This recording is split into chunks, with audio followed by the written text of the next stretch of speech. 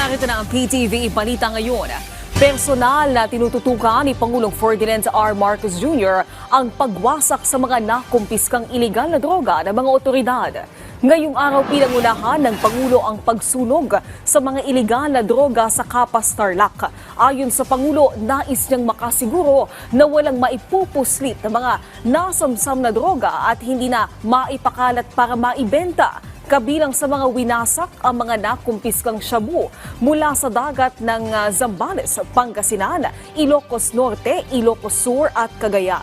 Kasama na rin dito ang mga nasabat na marijuana, ecstasy at cocaine mula sa mga anti-illegal drug campaign ng pamahalaan. Patuloy ang pagbibigay ng tulong ng pamahalaan sa mga OFWs na lumikas dahil sa tensyon sa Middle East. Kahapon dumating sa bansa ang unang batch ng repatriated overseas Filipino workers mula sa Israel. Karamihan sa kanila nagtatrabaho bilang caregivers. Bukod sa 150,000 pesos na tulong pinansyal mula sa DMW at OWA, makatatanggap din sila ng iba pang assistance, kabilang na dito ang skills training, livelihood at medical assistance.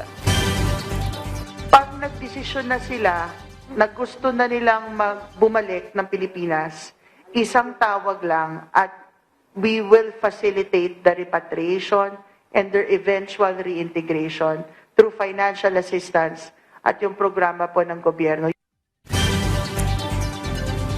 Nakahanda ang Philippine Coast Guard na tumulong sa paghahanap ng mga nawawalang sabongero. Paliwanag ni PCG spokesperson Noemi Girao, maaari silang magtalaga ng diverse na sisisid sa lawa ng Taal. Mababatid na una nang isiniwalat ng nagpakilalang testigo na sa lawa raw itinapon ang mga katawan ng biktima. Patuloy pa rin na iniimbestigahan ng Department of Justice hinggil dito. As of the moment, meron tayong 60 technical divers. So, depende kung ilan ang i-request sa atin ng Department of Justice. But they are all on standby status, so we will just be depending on the instruction. At yan ang mga balita sa oras na ito. Para sa iba pang update, i-follow at i-like kami sa aming social media sites at PTVPH. Ako po si Naomi Tiburcio para sa Pambansang TV sa Bagong Pilipinas.